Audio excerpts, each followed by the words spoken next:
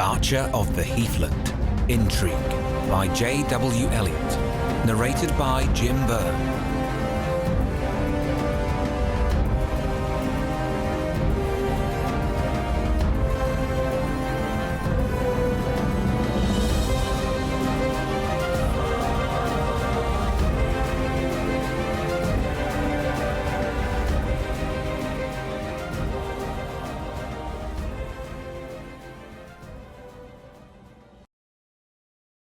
Intrigue.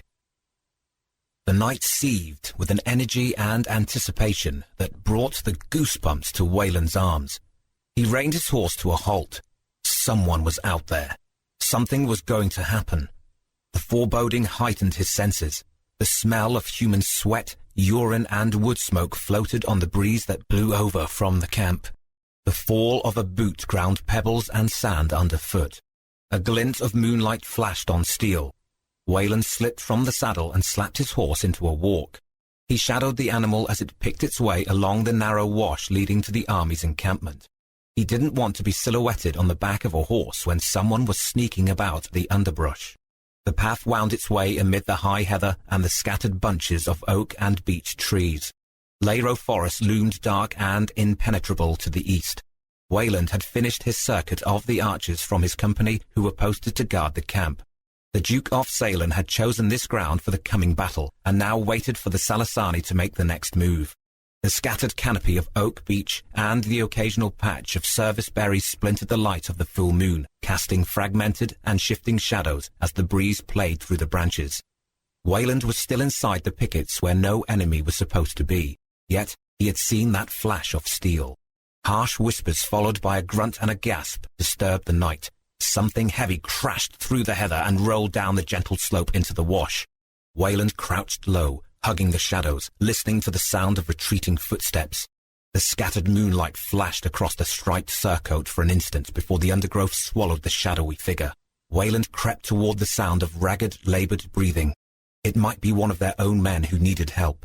The man lay in a heap against the trunk of the oak tree that arrested his fall.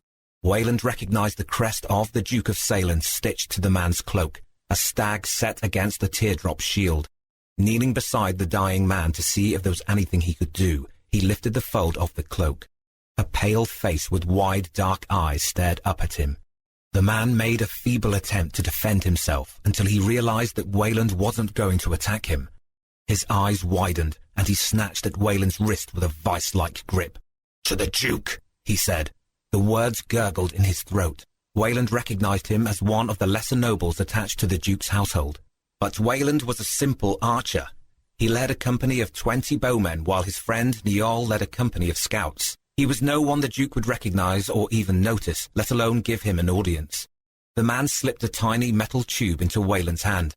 "Take it to the Duke," the man whispered. "Tell him to beware of Garrick." The Duke of Weyland appraised Weyland with a shrewdness beyond his years. He was a stout young man with short-cropped, sandy brown hair and dark eyes. The Duke's father had died 2 years back, and the young Duke rapidly made a name for himself as a competent general and a dangerous opponent both on and off the battlefield. He couldn't be more than 22 years old only, 3 years older than Weyland. Weyland knew little of the strife at court save the nasty, salacious stories the poor liked to spread about the ruling class. It was rumoured that the Duke had taken a fancy to a Carpentini servant at his manor in the Tabor Wood in the south, despite the fact that he was married. Still, Weyland was surprised the Duke agreed to see him. Nobles seldom gave any consequence to common soldiers like Weyland. He had been with the army for almost a year, and he had never spoken directly to the Duke. But, like most of the soldiers in the Duke's army, Weyland respected him. The Duke didn't waste the lives of his men by sending them into hopeless frontal assaults against prepared enemy positions. He preferred to lure the Salasani onto ground he had chosen. The Duke also fought with and worked alongside his men. He dug trenches, felled trees, and often ate with them. There weren't many people Weyland respected, and fewer for whom he felt real loyalty. If the Duke hadn't been a nobleman, Weyland might have been his friend. The Duke waited until his guards had disarmed Weyland and then dismissed them. When they were alone in the tent, Weyland tried not to fidget. Nobles were trouble, even ones like the Duke. It was always best to avoid their notice. What bothered Weyland the most, however, was knowing that he was unarmed in the presence of a man who had the authority to kill him if he wished. He felt naked and vulnerable without his short sword at his hip. Weyland liked to think of himself as a good-looking young man with his thick brown hair and pale silver eyes. But standing in the presence of the Duke in his beautifully furnished tent and bright mail armour left him feeling diminished, almost trivial. Nobles had a way of doing that. It was one of the things Weyland disliked about them. "You have a message for me?" The Duke rested his hand on the pommel of his sword. He wore a polished mail shirt even in his own tent, and the dagger and sword were always on his hip. He looked like a man who didn't trust anyone. Weyland extended his hand with the small metal tube. "He said to deliver this to you, and to beware of Gerrick." At the mention of the name Gerrick, the Duke's eyes narrowed, and he snatched the tube from Weyland's hand. Poking a quill into the tube, he drew out a tiny roll of paper which he unrolled and read quickly. The Duke snapped his head up to glare at Weyland. "Have you read this?" Weyland shook his head. "I came straight to you, my lord." The Duke studied him for a moment, as if trying to decide whether he believed him, before nodding. "Thank you," he said. "But you are to tell no one what you have seen or done tonight. Do you understand?" "Yes, my lord." Weyland itched to be gone. He avoided nobility whenever possible. It was too easy to rub them the wrong way and end up in trouble. "There was something else, my lord," he said. "Yes?" "I saw someone running away wearing a striped surcoat." "Did you recognize him?" The Duke's gaze was intense. He clenched his jaw. "No, my lord." Weyland understood why this annoyed the Duke. The red and blue striped surcoat belonged to a noble family from Brecon that had risen to power only recently, and now someone in their employ had murdered one of his men. "Anything else?" "No, my lord. You may go." The young Duke dismissed him with the ease of a much older and more experienced noble. Weyland bowed and turned to leave, anxious to be out of his presence. "One more thing," the Duke said. Weyland glanced back over his shoulder. "Watch your back. Now that you've been seen at my tent, you'll be a target." Weyland nodded and stepped outside to retrieve his weapons from the guards. He buckled his sword belt around his waist and slipped his boot knife into its sheath before striding away from the Duke's tent. This is why he avoided nobles. The chaos of battle roared over the heather-covered hills. The Salasani sprang up the wash on their sure-footed ponies, bending their short recurve bows to send a shower of arrows into the ranks of Alemanni nobles and peasants rushing to meet them. Men shrieked in pain and roared in anger. Horses screamed, metal clashed, and the sickening smell of battle filled the air. Weyland crouched just inside the cover of the trees behind the line of sharpened stakes he and his company had pounded into the ground and sharpened with their own knives the day before. 24 arrows were rammed into the ground beside him, within easy reach. The Salasani charged, never knowing the archers were there. The captain gave the signal, and Weyland drew the string of his 90-pound longbow to his ear, found a target, and loosed. The shaft whipped from the bow and drove straight into the side of a passing Salasani. The left flank of the Salasani rush faltered as horses and men fell under the shower of arrows to be trampled by those behind. But the centre of the Salasani line drove through the mass of Alemanni warriors, penetrating all the way to where the Duke's blue standard fluttered in the breeze. Weyland worked methodically, selecting his targets with care so that no arrow was wasted, when a cry from the centre of the battlefield caught his attention. "To the Duke!" they cried. "To the Duke!" Somehow the young Duke had become separated from his guard and was fighting like a wildcat to break free of the encircling crowd of Salasani horsemen who sought to cut him down. Swords flashed, steel crashed. A burly Salasani horseman barreled through the kicking and biting horses behind the Duke, raising his sword for the kill. Weyland swung to the left, drew his bow to his ear, let out his breath to steady his shot, and loosed the string. The arrow arced over the battlefield, a flash of white goose fletchings against the pale blue sky. It was 70 paces at least to the target, and Weyland stood still as the arrow reached its peak and began its descent. The big Salasani horseman closed with the Duke. His sword caught the light of the newly risen sun as it flashed downward. Weyland's arrow plunged into his throat, passing all the way through. The man's stroke faltered and glanced off the Duke's mail shirt. The Duke spun in desperation to see the Salasani slip from his saddle and fall to the bloody trampled earth. The Duke's guard rallied and drove the Salasani back. In the pause, as his men surrounded him, the Duke gazed over the battlefield to where Weyland stood. Weyland raised his bow and nodded before returning to the battle. It had been a good shot. If only Niall, his best friend, had been there to see it. "Thank you," the Duke said as he washed the blood and grime from his hands and face in the basin a man-at-arms brought him. The groans of the injured and dying still filled the air. The stink of death had become overpowering. "No need to thank me, my lord." "Maybe not," the Duke said, "but I thank you all the same. My life may not have value to very many people, but it still has value to me." That seemed an odd declaration for him to make. Weyland bowed his head to avoid looking at the Duke. As soon as the battle ended, the Duke had summoned him. Weyland now faced the second interview in as many days with a man he had never expected to speak to personally, and he hadn't planned either one. He needed to figure out how to stop attracting so much attention from the nobility. The Duke finished washing and stepped close so only Weyland could hear him. Weyland stiffened, unsure what the Duke intended. "I need good men," the Duke said. "Men I can trust." Shifting his feet, Weyland didn't respond. He wasn't sure he wanted to hear any more. He had no quarrel with any noble, only with the Salasani who raided his village and killed his entire family. His motives and needs were simple enough. The last thing he wanted was to get mixed up in noblemen's quarrels. "You have a horse?" the Duke asked. Weyland nodded. "I need you to ride to Brecon to the tavern by the front gate." "My lord," Weyland began, "my men will survive without you." The Duke finished his sentence for him. "You will find a young woman with auburn hair." The Duke placed a copper coin in Weyland's hand. "Give her this." "My lord, I'm just a common archer." The Duke smiled. "No common archer could have made that shot," he said. Then the Duke bent close to whisper in his ear. "This kingdom is poised on the edge of a knife. If you throw in your lot with me, no matter which way it falls, I can protect you." Weyland swallowed. He had heard rumors of infighting and intrigue, but that was normal politics as far as he knew. Yet here was the Duke, the only noble he had ever met personally, and the one who led his army with so much skill and respect for his men, asking for his help. He could say no and escape into the heathland where the Duke would never find him, but that would only make him an outlaw and show disrespect and disloyalty, two things Weyland despised the most in foolish men. "Yes, my lord," he said. What choice did he have? "Go at night and don't be seen," the Duke said. "What am I to tell her?" Weyland asked. The Duke smiled. "Nothing.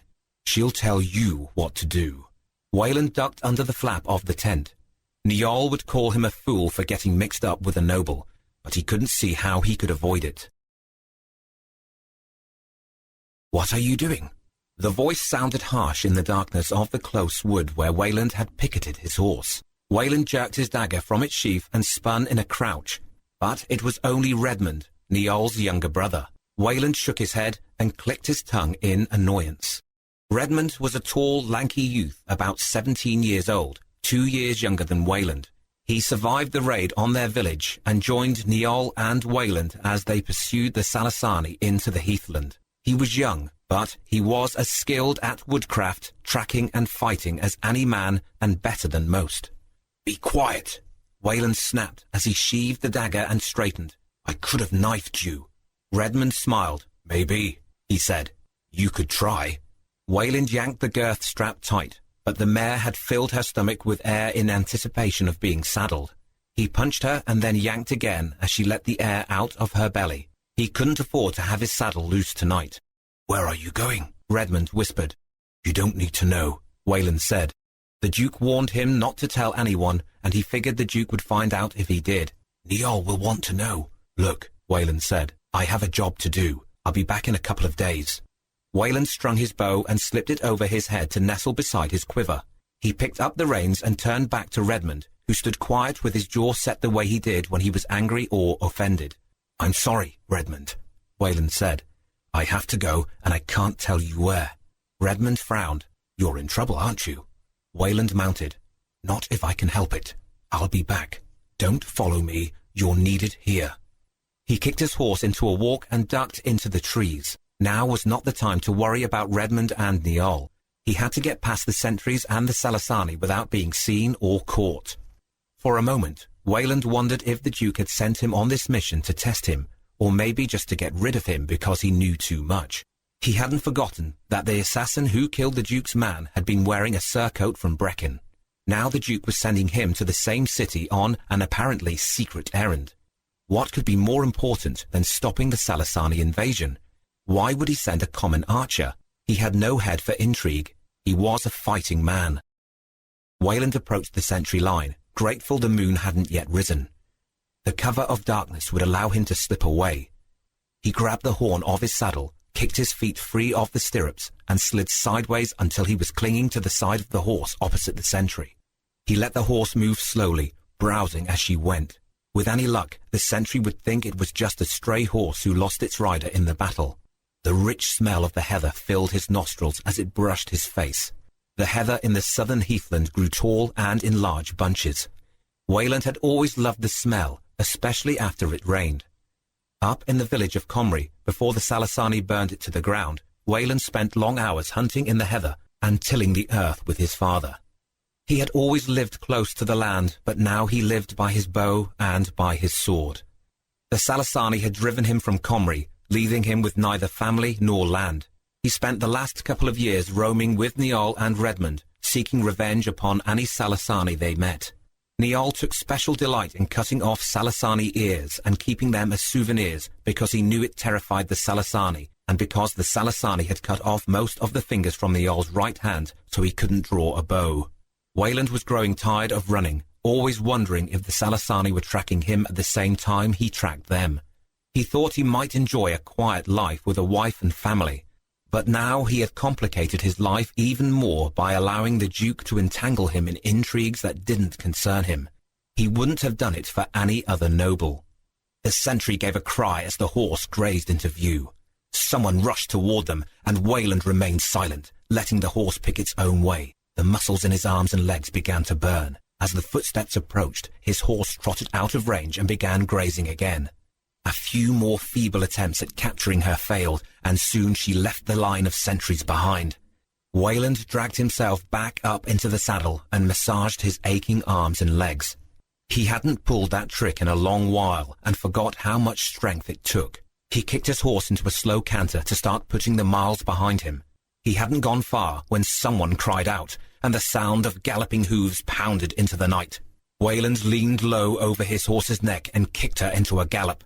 If the Salasani caught him, he was a dead man.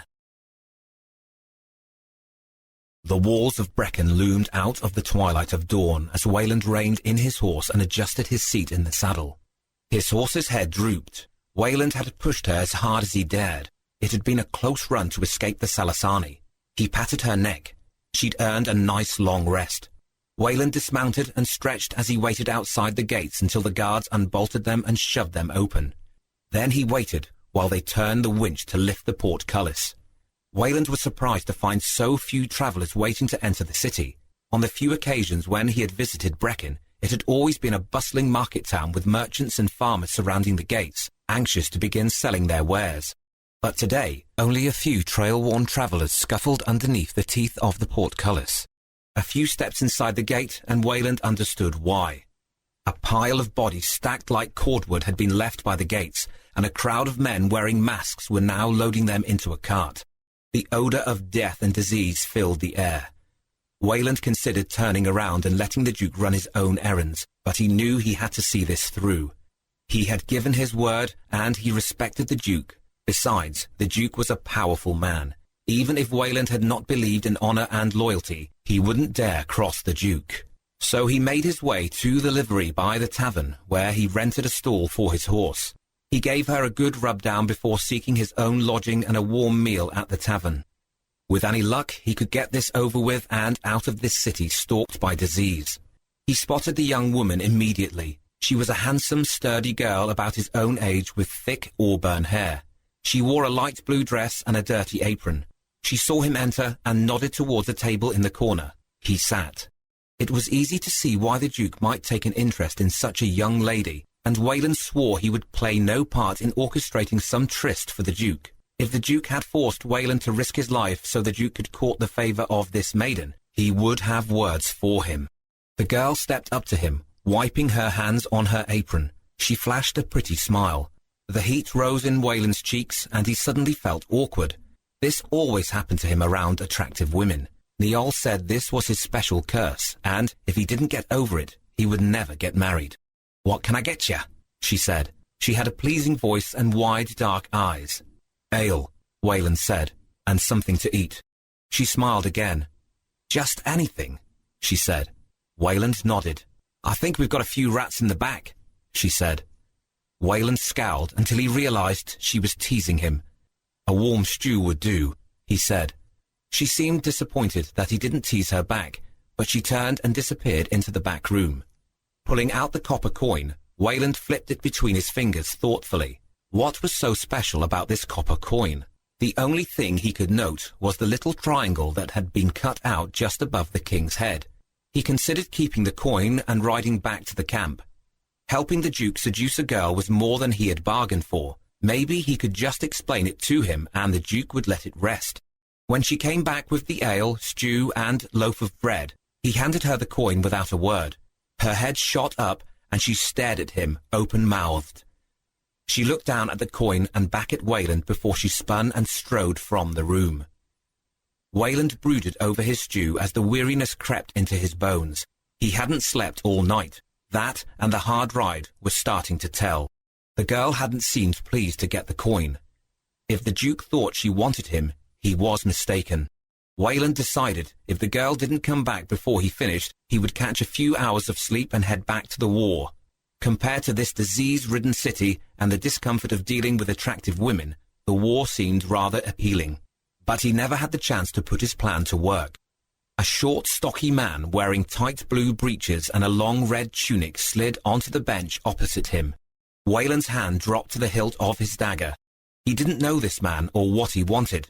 The man nodded and sipped a mug of ale. He had bushy eyebrows and thin, wispy hair.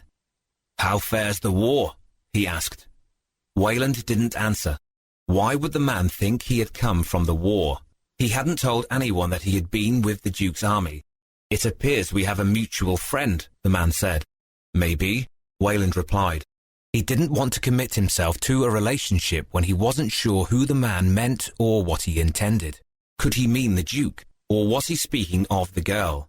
"You might want to check your horse tonight before you retire," the man said. He slid off the bench and stood. Things can happen when the city is asleep. Weyland narrowed his eyes as the man sauntered away. Was that a threat? Or was it an invitation to a private meeting? And where was the young lady? She hadn't returned to wait the tables. Weyland took advantage of the long summer day and slept most of it away. He spent the rest cleaning and caring for his gear, checking his horse, and sitting in the tavern, studying the people that filtered through the door. Maybe he was supposed to pick up some clue for why the Duke had sent him. The young woman did not reappear. When Weyland asked the bent old man who was waiting tables in her stead where she was, the old man frowned. "Always running off, that one," he said. "Don't know why I keep her on." So Weyland reclined in a corner and worried a mug of ale while the shadows lengthened. After the last of the patrons left, the tavern keeper shooed him out the door. Weyland still had no idea why the Duke sent him or why the coin had so upset the young woman. He paused in the narrow cobblestone street and took a deep breath of the city air. It tasted of horses, waste, wood smoke, and death. Today the air in Brecon seemed laced with death. The hulking shadows of buildings with their blinking candlelights pressed down upon him. Like the night a few days before, this night seethed with danger. Either that, or Weyland was losing his nerve. Maybe he had allowed the little man's cryptic message to get under his skin. Weyland strolled toward the livery, thinking the sooner he got this over with, the sooner he could escape back to the fresh air and freedom of the heathland. He hated cities. Too many people. Too much pent-up frustration. Too many nobles. A light burned just inside the front door of the livery. Shadows moved about. It could just be a stableman, or it could be someone waiting for him. Weyland touched the pommel of his short sword to assure himself it was ready should he need it. As always, he had taken care to conceal a few knives on his body, though he left his bow and arrows locked in his room in the tavern. Melting into the shadows, Weyland crept toward the door. Maybe he was being overly cautious, but if life in the Heathland had taught him anything, it was that a little caution could save a man's life. He edged up to the doorway and peered in. The young woman with auburn hair and a blue dress bent over a figure stretched on the floor of the stable. She held a long knife in her hand. Weyland stared in disbelief. The short, stocky man who had sat at his table that morning lay on his face while the blood darkened his tunic. It looked like a professional strike to the liver from behind. Weyland tried to still the rising beat of his heart. What should he do? Should he accost the girl and disarm her? Should he call for the guard? The girl straightened suddenly and cast a furtive glance at the door just in time to see Weyland before he could pull his head back out of view. He knew she had seen him, and he stepped away from the wall of the stables to give himself room to move if she attacked him. "Finally," she said as she burst from the door of the stables and grabbed his arm. "We have to get out of here. They'll think we did this." Weyland let her drag him a couple of steps inside the door before he shook her hand off and grabbed the wrist of the hand that held the knife. "We didn't do anything," he said, "but you've been busy." "What?" The young woman tried to dislodge his grip. "Let go." "I'm not going anywhere until you explain to me why you killed this man and why the Duke sent me all the way to Brecon in the middle of the night." "Let me go," she demanded. "Not so long as you're swinging that knife around," Weyland said. She glanced at the knife and dropped it, casting him a vengeful smirk. "Now let go." Weyland released her, but he put his boot on the handle of the knife. "Look," she said, "the package isn't here. If you want it, you'll have to come with me." "Package?" "I'm not after any package," Weyland said, "and I'm not going anywhere until you explain why you killed that man." He wasn't used to dealing with pretty women, and he certainly wasn't going to go off with her into the dark streets of Brecon until he understood her. The young woman hissed in disgust. "I didn't kill him, you crooked-nosed knave," she said. "I didn't kill anyone. I came to meet you as we agreed." "Did we agree on that?" Weyland asked. "You're here, aren't you?" she demanded. "Now let's go." "Where?" "To get the package." "What's in the package?" Weyland asked. He had seen the pile of dead bodies by the wall, and he was not about to be tricked into carrying some sick or dying noble back to the Duke's tents. The young woman clicked her tongue in disgust and put her hands on her hips. "You're new, aren't you?" she said. "Why does he always send me the new ones?" She gestured toward the stables. "Come on. If you don't follow, you'll have to go back to the Duke empty-handed." Weyland frowned. This is what nobles did. They lied and cheated and tricked men and women into playing their little games. All the while, they sat in their fine palaces, sipping wine and dining on rare delicacies, watching their pawns move across the game board. The pawns always seemed to meet a bad end. Maybe the Duke of Salem wasn't any different. Weyland nodded toward the dead man. "Who is he?" The young woman threw up her hands and spun on her heels. Weyland kicked the knife out of the way in case she got any ideas and followed her deeper into the stables. She grabbed the body under the armpits and dragged him into a horse's stall before she kicked straw over the bloodstain on the floor. The sound of running feet slapping cobblestones echoed through the streets. The young woman's head snapped up and a look of horror swept across her face. "They found us," she whispered. She grabbed Weyland's hand and dragged him out a back door into a darkened alley. The last thing he needed was to be caught in Brecon, standing over a dead body he could not explain. He let her keep a hold of his hand, telling himself he needed her guidance. The truth was, he'd never held a girl's hand, and he liked the mixture of strength and softness in her grip. This young lady was a firebrand. She was interesting. "Do you have a name?" Weyland asked as they scampered through the streets littered with the refuse of 5,000 lives. "Rosalind," she said. "Where are we going?" "You'll see." "Of course I will," Weyland said. "And you're not going to answer any of my questions, are you?" "I told you my name," she said. "Stop complaining." Rosalind dragged him to a stop before a little shop with a sign from the Weavers' Guild dangling overhead. She jerked a key from her pocket and fumbled with the lock. It clicked. She kicked the door open, yanked Weyland inside, shoving the door closed behind them. Weyland found himself temporarily blinded by the sudden darkness. The rich scent of dyes and wool filled his nostrils. "Isaac," Rosalind whispered. "Isaac, come here." A groan and scuffling sounded from an adjoining room. The darkened shape of a small boy shuffled into the entryway. "It's time," Rosalind said. "Go get the man I showed you today. You remember where he lives?" "Yes." The boy's voice was thick with sleep. "Hurry now, Isaac. We must hurry." The boy disappeared into the street as Rosalind ran up a flight of stairs, leaving Weyland standing in the darkness, trying to figure out how he had ended up racing through the streets of Brecon hand in hand with a beautiful woman. The ruckus upstairs soon devolved into the thud of feet descending the stairs. Rosalind re-emerged with a lantern and a bleary-eyed girl of about 11 or 12. Her eyes were wide and frightened. Two grey heads that must have belonged to the weaver and his wife peered over Rosalind's shoulder. Rosalind rummaged in a trunk by the door and withdrew a package wrapped in twine. She handed it to the girl and faced Weyland. He frowned at her. "Are we going for a stroll?" he asked. She smirked at him. "My name is Weyland." "I know your name," she said. "I, at least, like to know who I'm working with." She opened her mouth to say something else when Isaac returned with a man in a long flowing cape. He was a round man who clearly spent considerable time at the board, but he was also a wealthy man who sported a coat of arms on his cloak, different from the one the Duke's men used. This coat of arms belonged to some family over by Tulish. Weyland had seen it before, but he couldn't remember the family's name. Rosalind took a step toward the man, but when he looked up and the light of the lantern fell upon his face, she stopped in confusion. Then she stepped to shield the young girl from his view and cast a nervous glance at Isaac. Apparently the boy had made a mistake. This wasn't the man Rosalind expected. The man had seen the girl Rosalind try to hide, and Weyland noted the recognition on his face and the smile that touched his lips. The girl clung to Rosalind's dress. "You have a message for me," the man said. His voice was deep and rang with a practiced air of authority. Rosalind hesitated. She glanced at his hand as if she expected him to give her something. Then she looked at Weyland as if he was supposed to know what to do. "Don't waste my time, girl," the man demanded. "You know who I am." "Yes, my lord," Rosalind said. "I want the name," the man said. Rosalind swallowed nervously, but she straightened her back. "I am accustomed to being paid," she said. The man sneered. "You people only care about money," he said. "I'll pay you." He slipped a bag full of coins from the pocket of his robe and threw it on the floorboards at Rosalind's feet.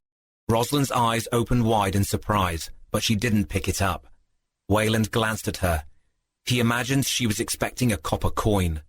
"Now tell me," the man demanded. "No, my lord," Rosalind said. "I can't." The man lunged, striking Rosalind across the face with a gloved fist. Her head snapped back, and she slammed into the wall of the shop. The man stepped in, but Weyland jumped in front of Rosalind and placed a restraining hand on the man's chest. "That's enough," he said. "You gutter snipe," the man cursed. "Unhand me." He slapped Weyland's hand away, jerked a knife from its sheath and lunged. Weyland deflected the strike, caught his arm and brought his fist down on the man's elbow. He felt it bend under the blow as the man cried out in pain and dropped the knife. It clattered to the floorboards. Weyland punched the man's belly and caught him with an uppercut to the chin that sent him flying into a pile of boxes. He stood over him, breathing hard. Rosalind charged past Weyland, knocking him aside. She pounced on the man, and the light flashed off a blade as she plunged the knife into his neck and chest over and over again. Weyland stood in shock horror for a moment before he caught her hand and dragged her off the man, who gurgled on his own blood, writhing and twitching amid the broken boxes. The girl sobbed behind them. "What are you thinking?" Weyland demanded. "That man was a noble." Rosalind shook him off. "I had no choice," she said with a tremulous voice. "He saw us. Something has gone wrong." She dropped the knife as if suddenly disgusted by it. Her hand shook. "We have to get out of the city," she blurted. "They know who we are." "On foot?" Weyland asked. "You won't get far." Rosalind clicked her tongue. "He always sends me the new ones," she said. "Get your horse and bow and meet me here in 10 minutes. "Now?" Weyland said. "Yes, now," Rosalind spat. "What do you think he sent you for?" "I really have no idea," Weyland said. He glanced at the noble's body. "You want me to take him to the stall as well?" Rosalind placed a hand on Weyland's chest and shoved him toward the door. "We'll take care of him. Go!" Weyland sped through the night. The full moon was just starting to rise, flooding the streets with a pale white light. He retrieved his gear from the tavern, left a coin on the bed to pay for his keep, and raced to the livery to find it ablaze in the light of a dozen torches. Men milled about in some agitation. Some carried bows, others swords and lances. A noble with his glittering mail and gold necklace shouted orders. Weyland had already strung his bow, but shooting a man now would only draw unwanted attention to himself. The livery had 3 main doors, and the men clustered around the one where the dead man lay. Weyland slipped through the door farthest from the men and crawled into a horse's stall. He worked his way from stall to stall until he found his horse with its nose in a bag of grain and already saddled. Who had saddled his horse? He glanced around, expecting to see the stableman standing just outside the gate. Then he understood. Rosalind must have been in the livery to saddle his horse before their meeting. But that didn't explain the dead man in the stable, nor why she had so viciously killed a noble. A noble! He was in way over his head. This was the kind of thing that got men strung up by their necks, and he had blindly allowed the Duke and Rosalind with her pretty eyes and wavy hair to lure him right into the middle of it. How was he ever going to explain this to Niall? Weyland retightened the girth strap on his horse, mounted, and kicked his horse out of the stable. He bent low as the men scattered. The horse slipped on the cobblestones, so he slowed her down after rounding the first corner, working his way back to the weaver's shop. The moon had fully risen now, and Rosalind still silhouetted in the doorway. She was breathing hard. He dismounted. "What did you do with him?" he asked. "They won't find him," she said. "Well, they found the last body you left behind," Weyland said. Rosalind grabbed the girl and hoisted her into the saddle of Weyland's horse. Then she mounted behind her. "We had better run then," she said. Weyland stared at her in disbelief. "You're taking my horse? Just like that?" "No," she said with exaggerated patience. "We are taking your horse, and you are following along to protect us." "On foot?" Weyland said. Isaac came to the door and handed Rosalind the package. "Thank you, Isaac," she said. "Be a good boy and obey your ma and pa." The zip of an arrow was followed by a thud. Isaac grunted and slumped into Weyland. "No!" Rosalind cried. Weyland caught the boy, lifted him into his arms and sprinted down the street. "Ride!" he shouted. The clatter of hooves followed him. An arrow slammed into the wall in front of him and shattered. Someone shouted. Weyland ducked behind a water barrel and laid Isaac on the ground. The boy whimpered, and Weyland placed a hand over his mouth. "Shh," he said. "It'll be all right." He shrugged the bow over his shoulder, knocked an arrow, and waited. Rosalind clattered past him and turned down a side street. "I'm on foot," Weyland said. "What is she thinking?" Shapes began to emerge and skulk amid the shadows. The full moon behind them cast them in clear relief. Calm settled over Weyland. This was his element. He knew how to handle men who wanted him dead. He didn't need much light to aim by. The bow was a part of him, an extension of his arm. The arrow was an extension of his mind. It would go where he wanted it to go. With the moon behind them, his attackers were easy targets. Weyland waited until a shadow stepped around an obstruction in the road. His arrow disappeared into the darkness. A thump and a groan followed. One by one, Weyland found a shape or a shadow or a glint of light and sent an arrow into it. He didn't miss. He seldom missed. Soon the groans of dying men filled the street. When he was sure he had given them cause to fear the silent death of his arrows and the man who wielded the bow, Weyland slipped the bow over his head again, lifted Isaac, and sprinted after Rosalind. He assumed she would head for the city gates, so he worked his way through the unfamiliar streets, always trying to tend in that direction. As he approached the open courtyard that surrounded the gate, he slowed to a walk and then melted into the shadows. A nobleman on a horse sat conversing with a guard amid the light of several burning torches, but Rosalind was nowhere to be seen. "Nobles," Weyland cursed. "They're everywhere tonight." He glanced down at Isaac's limp body. The boy's eyes were still open and staring up into Weyland's face. Weyland knelt and laid Isaac gently on the cobblestones. He bent to listen for any breathing. He laid a hand on the boy's chest. What a waste. He had seen so much death in his life. Sometimes he thought he was becoming too accustomed to it, numb to the painful finality that robbed the world of a living soul. And then something like this would happen. Bitterness and regret filled him. Such a small, innocent boy, like all those that had died at Comrie, helpless, harmless. It was during moments like these that the sadness tried to smother him in despair. Tears stung his eyes. Did we all live just to die like this? A horse hoof clicked on stone, and Weyland spun to find Rosalind inching her way up behind him. "Where have you been?" he demanded. "How is he?" Rosalind whispered. She bent low over the horse's neck to peer down at Isaac. "He's dead," Weyland said. There was no easy way to say it. Rosalind gasped. "Poor Isaac," she said. "Those villains murdered an innocent boy." "Those villains are still looking for us," Weyland said. "Unless you have a way past those guards or over those walls, we are in serious trouble." Rosalind slipped from the horse, leaving the girl holding the reins. She bent over Isaac and kissed him on the forehead. "I'm sorry, little one," Rosalind said. "I'm sorry I can't do more for you." When she straightened, tears glistened on her cheeks. She glanced at the girl. "The hood," she said. The girl yanked a hood over her head to conceal her face. "Follow me," Rosalind said as she wiped the tears away. "Wait." Weyland tried to grab her arm, but she had stepped out into the courtyard where the torches blazed. The noble on horseback turned in the saddle, waiting for her to approach. Weyland slipped the bow over his shoulder and nocked an arrow. He nodded to the girl and stepped after Rosalind. "You're late," the noble on horseback said. Rosalind said nothing. She handed him a copper coin and waited. The man nodded to the guard, who lifted the portcullis just enough for them to pass through and then unbarred the gate. Weyland let Rosalind and the girl pass first before backing his way out of the gate. The guard simply watched him, unconcerned. The noble nodded to him and disappeared down a side street just as men rushed into the torchlight. The portcullis dropped into place with a thud, and the gate swung closed. "I think we should assume they have another way out of the city," Weyland said. "They do. Shouldn't we hurry along then?" Weyland asked. Rosalind mounted behind the girl. "Yes," she said, and kicked Weyland's horse into a gallop. Weyland cursed and jogged after her.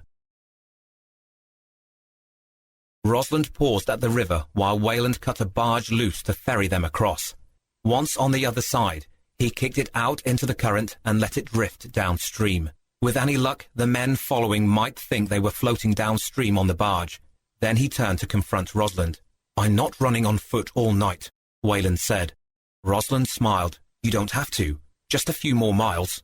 "Care to introduce me to our package?" Weyland asked. "I'd like to know why you tried to get us killed." The girl's hood had fallen back as they galloped to the river. She was a slight child with dark eyes and blonde hair. He thought the child looked unwell. It could have been the terror of the night or simple exhaustion, but her face had a pallor to it. "Let me introduce you to Princess Ariane," Rosalind said. Weyland smirked, and he shook his head in disbelief. "Of course," he said. "You waylaid me into helping you kidnap the princess. I don't suppose we can just take her back and all will be forgiven." "I am the princess," the girl said. She had that tone nobles like to use on subordinates. Weyland bowed. "I'm sorry, my lady," he said. "I had no idea you were being kidnapped, or I wouldn't have helped." "Then you would be no servant of the crown." Weyland stared up at her in confusion. Rosalind laughed. "My father spirited me away to protect me from the coup," the girl said. "Coup?" Weyland said. "You've got to be kidding me.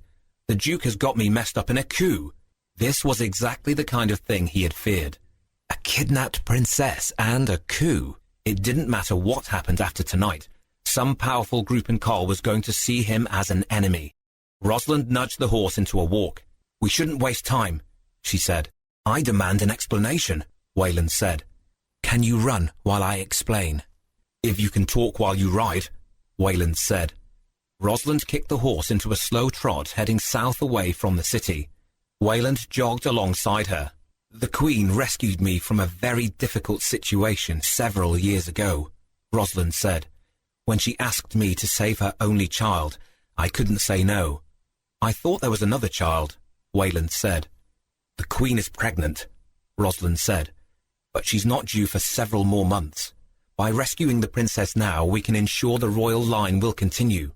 "Would Garrick have anything to do with the coup?" Weyland asked. He hadn't forgotten that the Duke's agent had warned him to beware of Garrick. Rosalind scowled down at him. "I just killed Garrick's uncle," she said. "He was leading the coup." Things just kept getting worse. This woman was nothing but trouble. So why did he like her? "The short fellow you killed at the livery wouldn't happen to be a noble too, would he?" "I didn't kill him," Rosalind insisted. Weyland believed her now because that man had been killed by a professional. Rosalind had killed in a clumsy burst of savage desperation. "I have a feeling you won't be going back to Brecon," Weyland said. Rosalind was quiet for a long time. "I have no home now," she said. "Was Isaac your brother?" "No, but I lived with them before I went to work at the tavern." They fell into silence as the miles passed beneath them. Weyland's legs began to ache and a stitch pinched at his side. "If you don't give me a rest," he panted, "you'll have to go on by yourself." Rosalind glanced at him as if she intended to keep trotting, but she slowed the horse to a walk. "Why do men always think women need them?" she asked. "Maybe," Weyland said, "because women always tell men they need their protection." "I've never said that," Rosalind said. Weyland didn't bother to contradict her. "You are impossible," he said. They alternated between walking, trotting, and resting as the full moon climbed into the inky black sky until it hung directly overhead.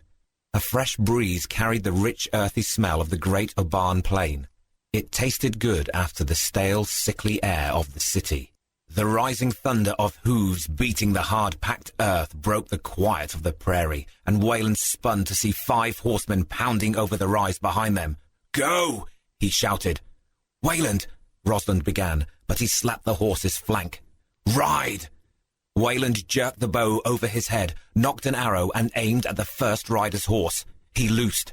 The horse stumbled and went down. The horse behind it tripped over its companion and spilled its rider onto the road. The other horsemen reined their horses around to avoid the flailing hooves. Weyland shot a rider from his saddle in the confusion.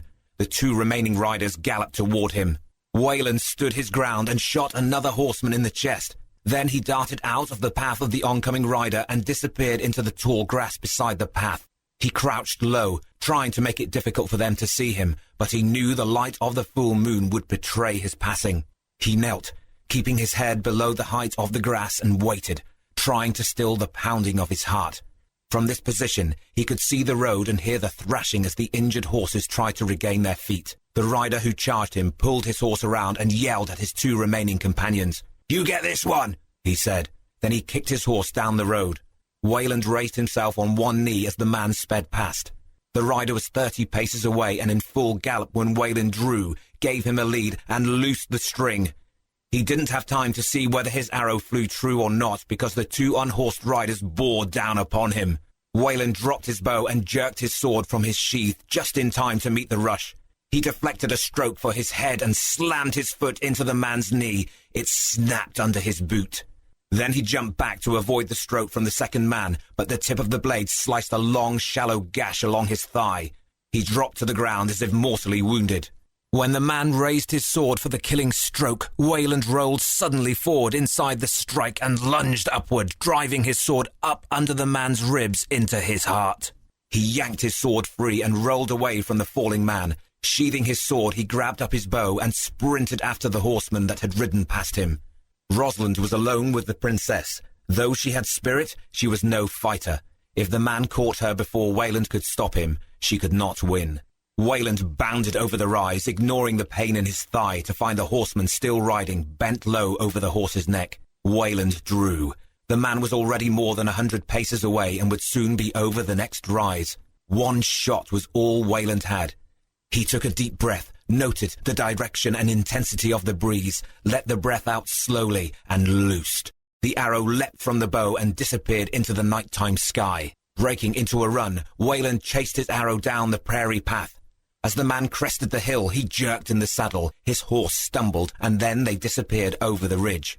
Weyland sprinted the 100 paces and up the rise before he bounded over the crest. The man lay crumpled in the grass. One broken arrow shaft protruded from his back, and a bloody hole in his tunic showed where the second arrow had passed through him. Weyland stopped and looked on in grim satisfaction. Both shots had found their mark. The horse stood with its head bowed and quivering not 20 paces away. Weyland tried to approach it, thinking he could mount and catch up with Rosalind, but it shied away. When it did, The light of the moon revealed the jagged edge of an arrow protruding from its neck. Blood gushed down its shoulder with every beat of its heart.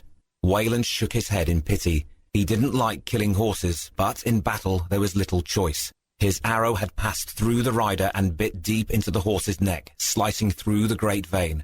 The horse was bleeding out. This night just kept getting worse. Still, that was probably the best shot he had ever made, and no one was there to see it. Niall would call him a liar. He considered going back for one of the other horses, but he knew they had both been injured. He had shot one, and the other was clearly too injured to ride, or the other riders would have mounted and come after him rather than attacking on foot. The uninjured horses had disappeared into the night after Weyland shot their riders from the saddle, and he would lose valuable time tracking them.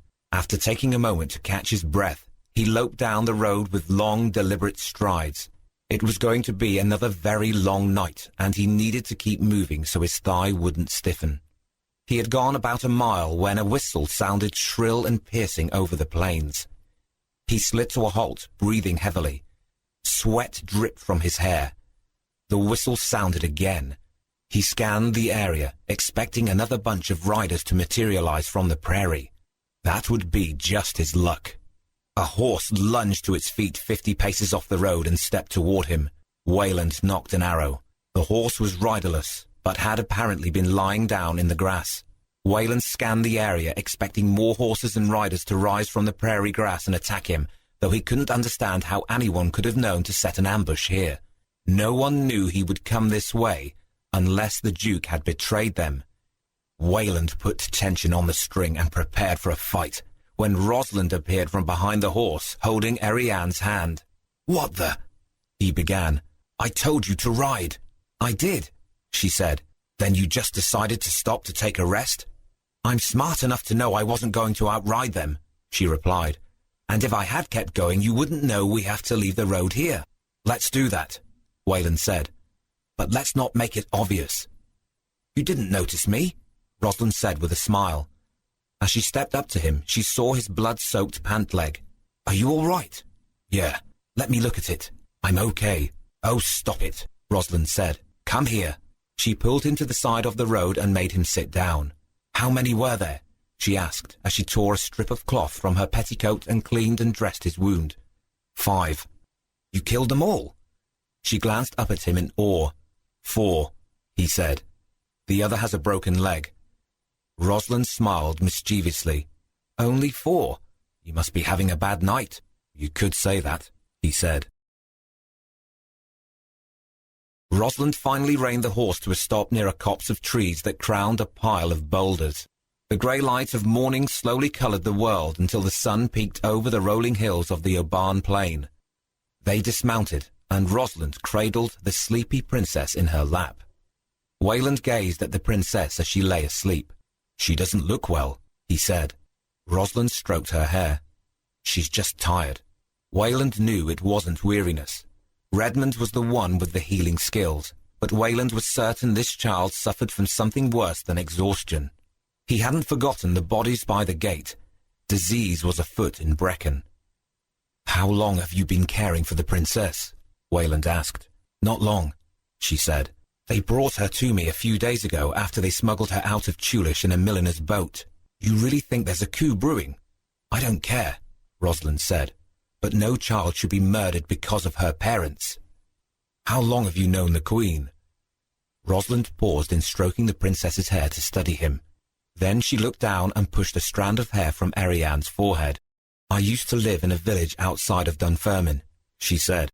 "The lord there tried to force me to marry one of his tenants. When I refused, he arrested my family and put me in chains. The Queen was visiting, and when she heard what he had done, she ordered my release." Rosalind paused and glanced up at Weyland. "Then the lord hanged my entire family to spite the Queen." Weyland bowed his head. "I'm sorry," he said. Hours later, riders dressed in the brown and orange colours of the Baron of Whithorn found them huddled under the sheltering shadow of the trees. Rosalind stood protectively before the princess until one of them handed her a copper coin.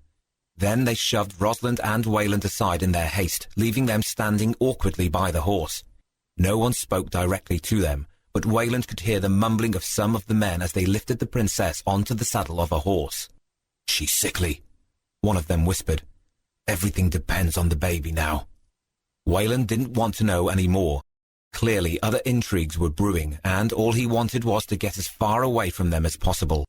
The princess raised a small white hand to Rosalind as the riders galloped away with her. Rosalind sniffled, and Weyland resisted the urge to put an arm around her shoulders to comfort her. He had only known her for 24 hours. Besides, if he tried, she was as likely to knife him as not. So he let her cry until she turned to his horse. "What now?" Weyland said. Rosalind shrugged. "The Duke owes me," she said. "Would you mind if I ride with you?" Weyland asked. "My feet are killing me." Rosalind grinned. "It's your horse. I don't know why you're asking me." She stepped up to him and kissed him on the cheek. "Thank you," she whispered. Weyland touched the purpling bruise on her face where the noble had struck her. "You've got a bruise," he said. Rosalind shrugged. "I've had worse." They mounted and rode in silence over the rolling hills of the Aban plain. From horizon to horizon, the golden grasses rolled and sighed like the waves on the beach. The breeze tasted sweet and fresh after the foul confines of the city. Weyland tried to ignore the closeness of Rosalind's body behind him and the feel of her arms around his waist, but he wouldn't mind getting used to it. "How did they know where to meet us?" Weyland asked. "I sent a runner ahead," Rosalind said. "And you arranged to have the gates opened for us?" "Of course." "How is it that a tavern maiden has so much power in Brecon?" Rosalind laughed. "The Duke always sends me the new ones, still wet behind the ears." Weyland grunted. His leg was growing stiff and he needed to exercise it. "I guess I ought to dismount and give the horse a rest." He dropped to the ground and grabbed the reins. "You won't ride off without me, will you?" "Only if you bore me," she said. Weyland was going to reply when two riders appeared on the horizon to their left. Weyland paused and then kept walking. "Let's act like we belong and maybe they'll go away," he said. It was surprising that anyone would be out this far on the plain.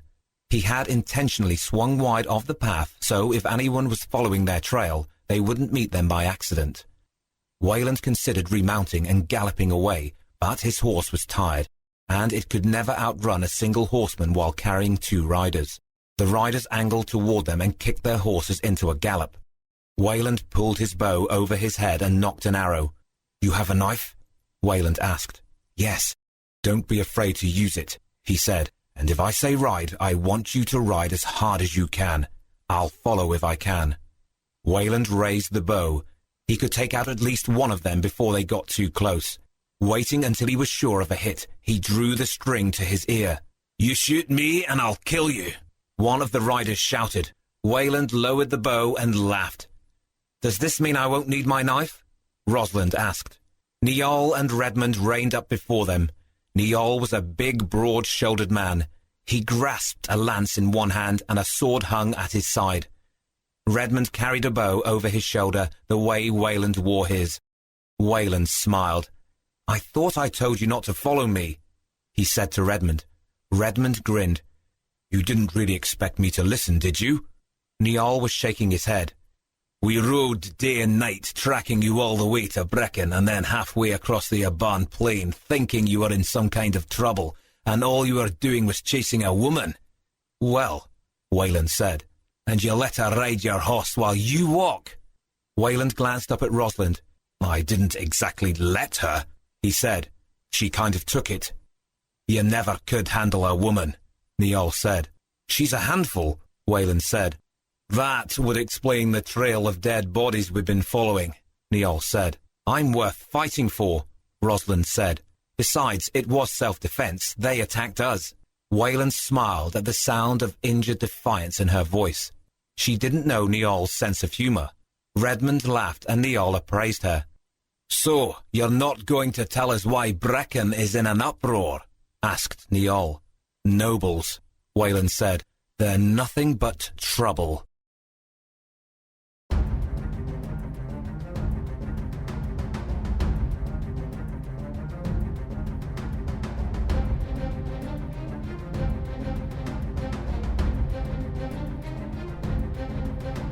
The end.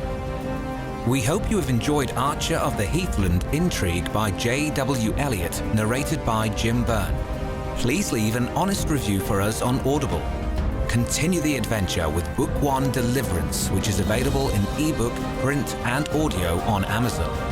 In Deliverance, Brian never meant to start a war, but when they murdered his parents and enslaved his sister and his sweetheart, they left him no choice. Brian of Wexford is the son of a crippled trapper, living a quiet life on the edge of the vast and unruly Heathland. But when Salasani raiders destroy his world, he must venture into the Heathland to attempt the impossible task of finding the girls, rescuing them, and conveying them safely home across hundreds of miles of enemy territory. Now Brian finds himself pursued by men bent on his destruction, deprived of his protectors, and haunted by the knowledge that his murdered father has hidden a dark secret that could reshape Brian's entire identity. Brian must find a way to stay alive long enough to get the girls safely home. We also invite you to visit J.W. Elliott's website for more information about the author and the remaining books in this series at www.jwelliott.com. You can find his other books on Audible and on Amazon in print and ebook. Thank you for listening.